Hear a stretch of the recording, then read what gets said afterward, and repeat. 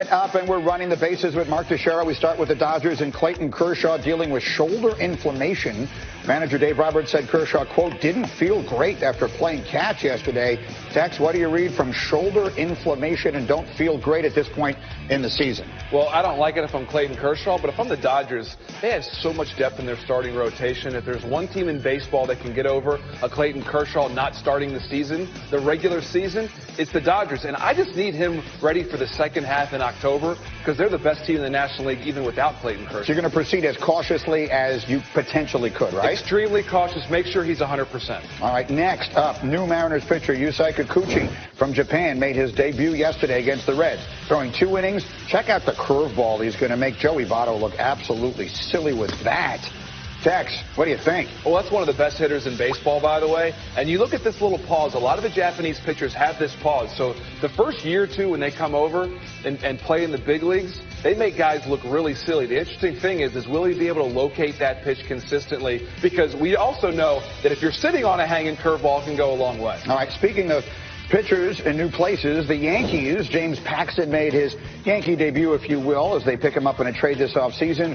2 scoreless innings, 2 strikeouts. How big an acquisition is this going to wind up being for the Yankees? This is huge. This is their number 2 starter in my mind, and this is how good Paxton wants to be.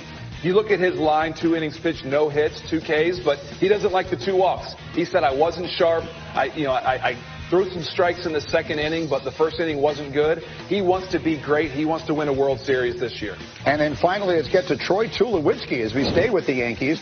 He was released by the Blue Jays this offseason. A lot of people had sort of given up. He hit a home run in his first spring training at bat against the Blue Jays. How do you think that felt for him? Oh, this was so big for Tulo, and he was yelling at himself around first base. Look at that. And Brian Cashman told me this offseason that Troy Tulowitzki is healthy. They think he's going to be the starting shortstop, and they think he's going to be really good. He's got some great baseball left in him. How does that happen, that one team just gives up on a guy completely, and now all of a sudden he's the starting shortstop on a World Series favorite? It's a change of scenery, and when you have a player that's been in your training room and on the DL for a few years, you just want to move on from him and try something else. All right, running the bases, we'll see. Obviously, a lot more baseball to get to as we go. But now we get to, look, I have to admit it, it's my favorite sport. Dustin Johnson in the world of golf, lapping the field at the World Golf Championship, Mexico Championships over the weekend. He won by 5 shots over his next closest competitor, Rory McIlroy. DJ finished 21 under par, having just 2 bogeys in the entire tournament. And Dustin Johnson, as we speak right now, is the Masters favorite at the Westgate in Vegas. He's 10-1 right now to win the green jacket. You see the rest of the list there. McIlroy, Rose, and Tiger Woods all at 12-1.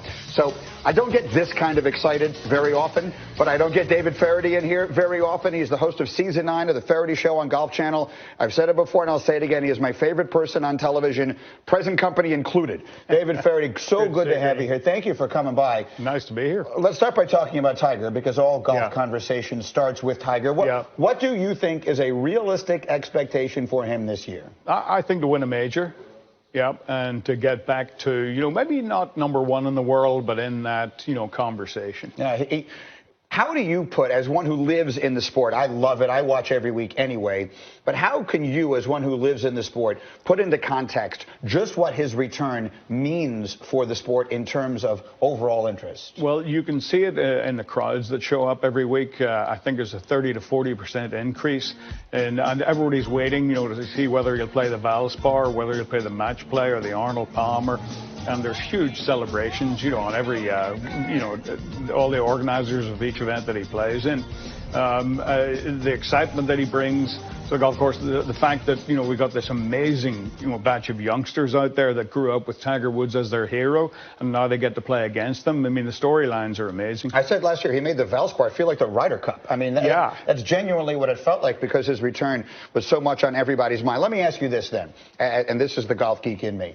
On a given weekend, if absolutely everyone plays their best, who's the best player in the world? Wow, that's such a tough one to answer these days. I mean, if everybody plays their best, we've seen Tiger Woods' best.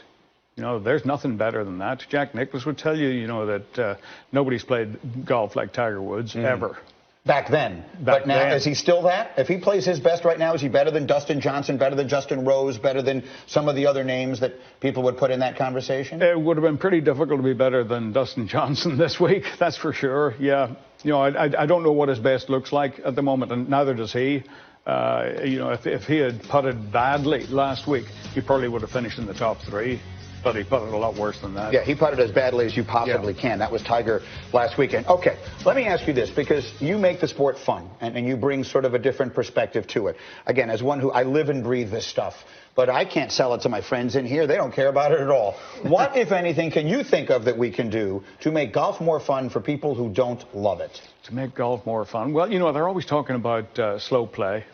That's been an issue since golf started and all the rest. I reckon that they should put shock collars on them.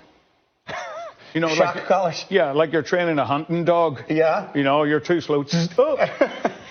Never mind. J.B. Holmes would never have survived that round 2 weeks ago. That's true, but he's had brain surgery, so it might help. Yeah. You're too funny. I have a suggestion. Yeah. Do you know the 16th hole, what they play at Scottsdale the weekend of the Super Bowl every single year? Oh, yeah. And everyone is sitting around and they're yelling and they're screaming and they're cheering and all that kind of thing. And I think the players down deep inside actually hate it. I think that this would be great for golf. Every tournament should have one hole like this. Oh, I couldn't agree more. And we used to have them. One of my favorite tournaments was in Flint, Michigan, the old Buick, where they had the Flintstoners. They were behind the 17th green, and we had 3 or 4 different venues where there was that sort of party atmosphere. I couldn't agree with you more. We need more of that sort of stuff in golf. Of anyone in the world who ever played the game of golf, if you could caddy for them for one round, who would you pick? Well, other than my dad, I would... I'd caddy for Tiger Woods. I was at the leading edge of that, for so long. Watched him, I don't know, win maybe 50 or 60 tournaments, right there, watching it. The only closer place to be would be carrying the bag. And then how about a non-golfer? What person in the world who is not a golfer would you most like to caddy for? Oh, wow. There's a good point. Jessica Biel? Is that an option? Isn't she I don't married know. to Justin Timberlake? She is. And he's a golfer. So he's a golfer, yeah, so Justin wouldn't mind. Okay, fair enough. Yeah. I like that. Okay, how about this? There's a new thing, a new phenomenon, and anyone who plays golf recreationally knows what I'm talking about. A lot of people listen to music when they're playing golf. You hear that from golf carts and things like that. You like it or don't like it? Yeah, I do like it. Sam Snead used to, whistle to himself as he warmed up, and then he used to say "oily rag," as he swung the golf club. Yeah. I like it. Calms people down. And the only thing I don't like about it is it sort of removes a little bit of the connection between the player and the crowd. Yeah, it's one thing for Sam Snead to be whistling to himself. It's another thing for some 18 handicap listening to REM from his golf cart so loudly that I can hear it on the other side of the course. Oh, yeah, there is that. No, I wasn't thinking of the Euro 18 handicap, actually, when you said that. I thought about pros.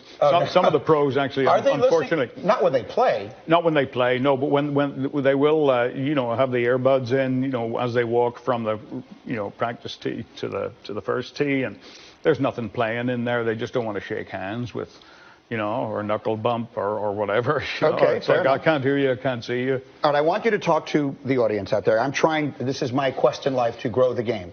If someone is new to the sport and they're taking up golf, what is the worst piece of advice that people who are new to the game usually get?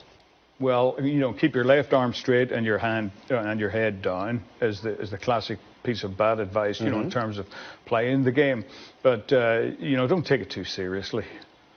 There's nothing worse than someone out there that couldn't hit the sea off the deck of the Intrepid, and taking themselves seriously. It's awful. Really, there should be some sort of. We've seen a little bit of that on the course, and I know I'm kind of jumping around this year, but I don't get to do this very often. We've seen a little bit of that kind of behavior in the world this year. We saw Sergio Garcia with video that got out there of him in a bunker that was disgraceful. This past weekend, we saw DeChambeau with some behavior as well. What were your thoughts on this? See, I don't think there's enough of this. It's brilliant. It's great television. Golf is supposed to drive you out of your mind. We saw Bryson DeChambeau burying his putter in the green. I think he was just testing the density of the green, along with the rest of his computations. But, there's nothing funnier than your pal out there losing his mind, completely. You know, it's part of the game, and it always should be. But I have to bump it very, very quickly. If you bet your life on one guy to win a major this year, one player who will win a major this year, who are you betting it on? Tiger Woods. Oh, I love it. That would be so great for the way. You can catch season 9 of the Faraday Show on the Golf Channel. I always do is the best. David Faraday, thank you so much for coming by. We'll take a quick break here.